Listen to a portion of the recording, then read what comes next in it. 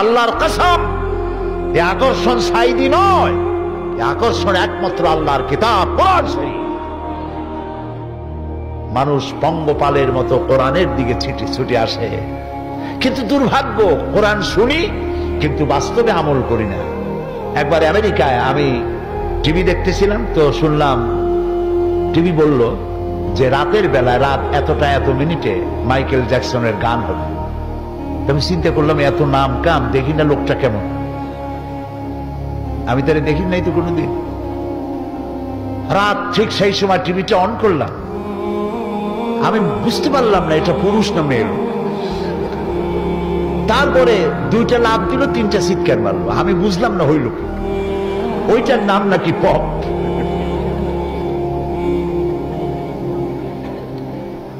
আর ওনার আগে, এই মাইকেল জ্যাকসনের আগে ছিল ক্যাটস স্টিভেন।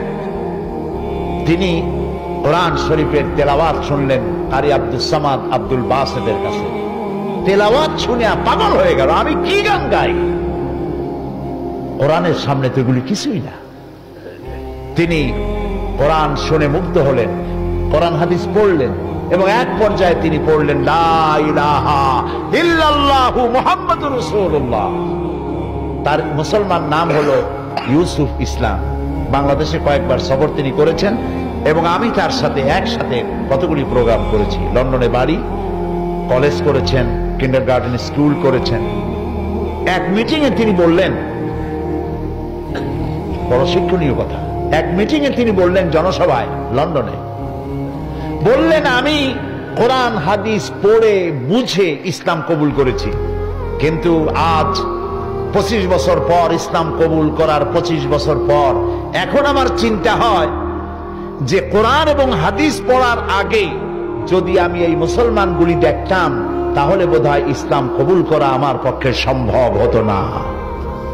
আমার কাছে মনে হলো ইউসুফ ইসলাম যেন গোটা মুসলিম মিল্লাতের গালের উপর একটা থাপ্পড় কষে দিয়েছে। তিনি বলতে চাইলেন কোরআন আর হাদিস যে মুসলমান ডিমান্ড করে, যে কোয়ালিটি কামনা করে যে মুসলমানদের, আমরা সেই মুসলমান নই। আমি গতকালও বোধহয় বলেছি এই কথা, যে মরা মানুষ জিন্দা হওয়ার কোন সুরত যদি থাকতো আর একজন সাহাবী যদি জিন্দা হতে পারতেন তাহলে আমাদের অবস্থা দেখে বলতেন আল্লাহর কসম, রাসূলুল্লাহ যে মুসলমান বানায় রেখে গিয়েছিলেন, আল্লাহর কসম এগুলি সেই মুসলমান না।